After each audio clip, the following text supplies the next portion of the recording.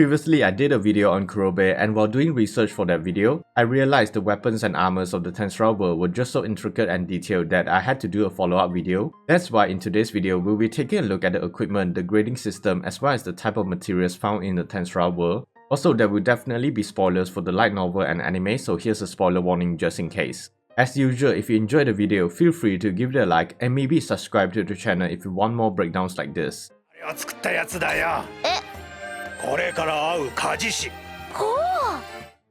To start, equipment referred to the various weapons, armors, and accessories used by the inhabitants of the Tensura world. They can be easily divided based on their grades and what kind of materials that were used to create them. And most equipment were unique in that they all have their own special effects, and even if you created one with the same grade using the same materials, their overall stats will not be the same.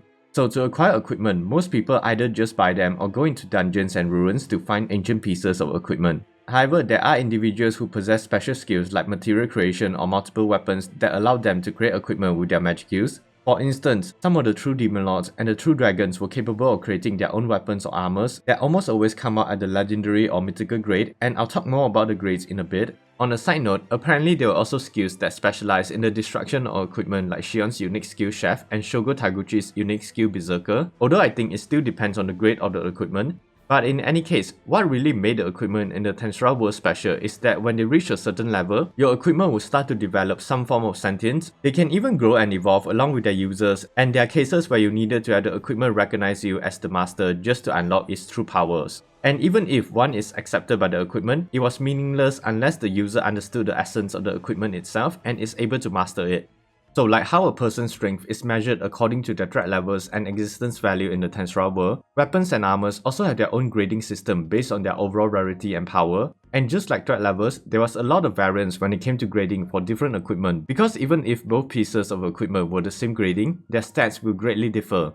Nevertheless, starting at the lowest grade, we have the normal grade, and they are considered to be the entry-level equipment for most people. They are low cost, can be bought anywhere, and the most common kind of equipment. Equipment of this grade do not possess any magical properties or special effects, and they are made from normal metal ores. Now going up a level, we have the special grade. Equipment of this level perform a little better than the normal grade, and some had magical effects applied to it. Despite costing almost 50 times more than the normal grade, special grade equipment was still considered to be relatively accessible to the average consumer. Most adventurers would often try to equip themselves with gear of this level. Then we have the rare grade, and it normally referred to the evolved version of a piece of equipment crafted with magisteel. They are harder to produce and are quite costly because of the material and the level boosting effects it can give to users. As such, it was considered to be a status symbol for adventurers that managed to gather a full set of them, because it was so difficult that even rank A adventurers had a hard time trying to find them. Aaron and the party were definitely lucky to meet Rimuru because the armor they received were all under the rare grade. Moving on is the unique grade, and equipment of this grade was outright broken in terms of the power and performance. They can only be created by old masters using the best materials, so it was harder to obtain, making them more expensive and rare. This is why unique grade weapons and armors are normally reserved for nobles or high-ranking people, and many treated them as treasures or family heirlooms. Also at this grade, the equipment will start to develop some form of sentience, and if certain conditions are met, they will be able to evolve to the next level. Some notable examples of unique grade equipment include Gabiru's Vortex Spear, the set of equipment given to Yom, Shion's Gorikimaru, and Benimaru's Red Lotus.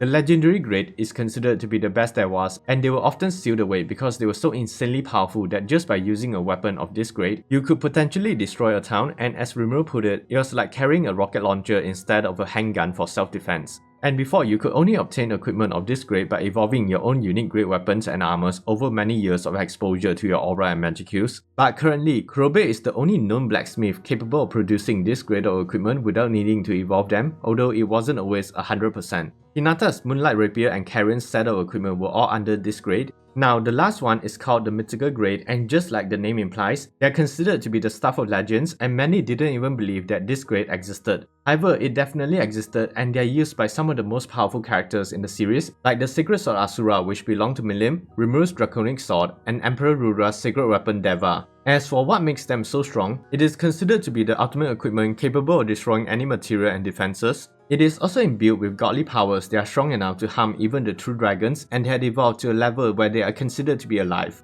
But to use the powers of the mythical grade, one has to first be accepted by the weapon or armor, and only then it will lend its power to them, even transforming into whatever form they are most suitable for their owner. Despite being omnipotent, there are a few ways to counter the mythical grade, like using other mythical grade equipment made from the ultimate matter Hihiro Kane, or if the user has acquired an ultimate skill. Again, Kurobe is currently the only person capable of creating mythical grade equipment through typical means, but there is a broken skill called the ultimate enchantment multiple weapons, which allows the user to create a limited number of mythical grade equipment with their magicals. But anyways, another important element about the equipment of Tensura is the materials that go into creating them, because depending on the quality and type of material, their grading will greatly differ and certain effects can even be applied to them as well. So I'll be going over some of the notable ones, starting with monster parts. They are much easier to gather than metal ores, but depending on the level of a monster, the difficulty will of course increase. But if you manage to acquire a rare or high quality monster part, you are able to craft equipment up to the unique grade, like most equipment created using the skills of Charybdis will be at the unique grade. Magisteel is the next material, and it's probably one of the major building blocks of the Tensura world because of how versatile and adaptable it is, being used for various applications thanks to its ability to easily conduct magic. Magisteel can also be combined with other metals to create high quality and strong alloys, which I'll talk about in a bit. But essentially, equipment or items created with magisteel are highly resistant to heat, durable, and will never rust or lose their shape. Even if damaged, it can simply be repaired with magicals, and apparently it can even grow with the user through time, evolving into stronger materials. However, it is also quite expensive, costing more than 20 times as much as gold of the same weight, because to acquire magisteel, you needed to extract them from magic ores. And unlike regular ores, magic ores require specific conditions to appear. They only form around rank B monsters or higher, and they needed to be exposed to high concentrations of magicals, so this made it difficult and dangerous to be extracted. But despite that, the Jura Tempest Federation has managed to create a method to produce their own magic ores by storing normal ores inside Ramros's labyrinth and allowing them to absorb Valdra's magicals to undergo the geological mutation required to transform into magic ores. So moving on, we have Mithril and Orichalcum. Both are alloys created by mixing magisteel with other metals. Mithril is created by combining magisteel with silver, and this material is often used to create anti-monster equipment because it can be easily infused with the holy attribute. Mithril armor was also more durable than normal magisteel. As for Orichalcum, it can be created by combining magisteel with gold. This material is superior to magisteel in all aspects, including the heat resistance, durability, and magical conductivity. Rimuru actually used this material to create the skeleton bodies for the Demon's Trio because it would help boost their magical control. Adamantite is another high quality material, and it can be considered to be a type of living magic steel, highly adaptable and durable. To acquire this material, your magisteel equipment or item has to be exposed to highly concentrated and insanely large amount of magicals, which will cause it to evolve. And apparently, equipment crafted with this material will mostly come out at the legendary grade. Zagion and Apito's exoskeleton were made up of adamantite when they first evolved into their humanoid forms. Also, there's a subset of adamantite called Dragontite, and this is basically acquired when magisteel is exposed to the magicals of a true dragon rather than just normal magicals. It shares the same properties as adamantite but is far stronger. Rimuru actually acquired some thanks to Valdra, and he used it to create a skeletal body for Ifrit to possess, although not all spiritual lifeforms were able to use a body made from this material because of Valdra's potent magicals. The last material I wanted to talk about is the Hihiro Kane, or also known as Scarlet Steel. This is formed after magisteel is exposed to magicals for long periods of time or under special conditions like inside of Rimuru's stomach subspace. This is considered to be the ultimate matter superior in quality to all other materials. It's a mythical matter that possesses immutable properties, meaning it can't be destroyed, and when damaged, it can be repaired by saturating it with mana. Equipment made from Hihiro Kane will only respond to the user's mana, and if someone else infused mana into it, there would be no reaction. It's also capable of blocking out all wavelengths and is able to mask its properties from most appraisal skills. Anything created from this matter can be expected to be at least a legendary grade, and depending on the blacksmith, it can even come out at a mythical grade.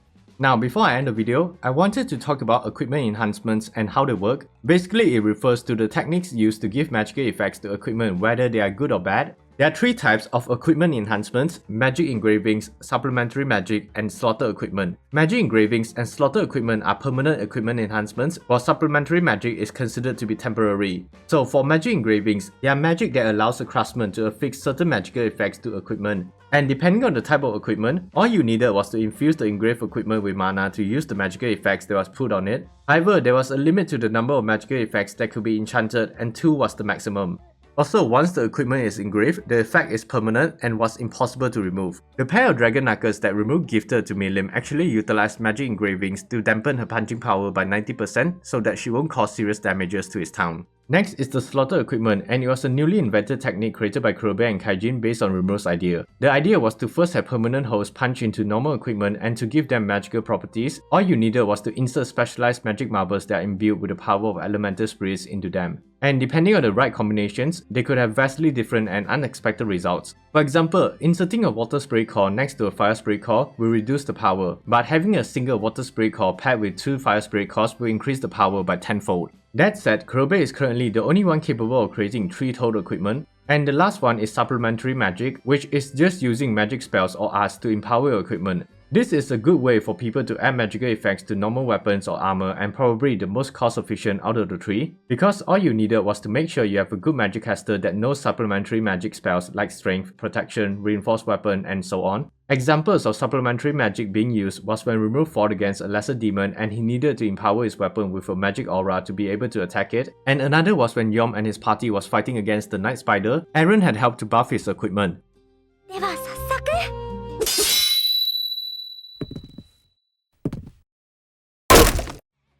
With that, this concludes the video for the various aspects of equipment found in the Tensura world, and what are some of your favorite weapons and armor from the series. I would love to hear your answers down below. If you enjoyed this video, feel free to give it a like or subscribe to the channel for more breakdowns like this in the future, and don't forget to hit that notification button. Thanks for watching, and as always, stay safe everyone.